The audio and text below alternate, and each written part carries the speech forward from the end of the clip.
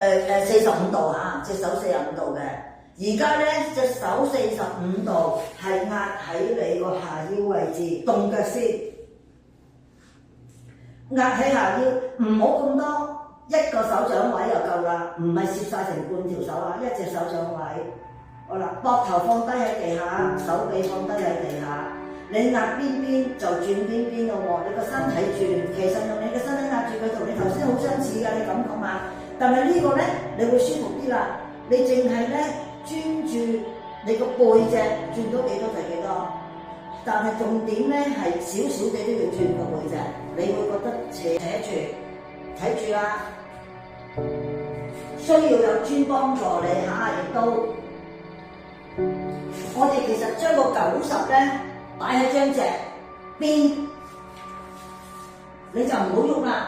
咁如果我而家做緊右邊嘅，咁我就係個右邊耳仔擺落地下。嗱，如果你覺得好痛咧，就攞個磚轉住個頭嚇，然後捉兩個大髀膝頭向相反方向去個肚臍位置，個手唔好喐啦，就係咁嚇。另外隻手唔好用咧，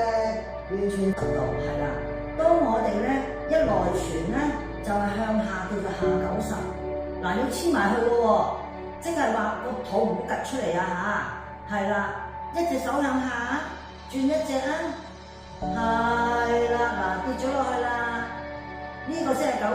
手腕唔好喐，手腕唔喐啊，手腕唔好喐，下90你扯住嘅，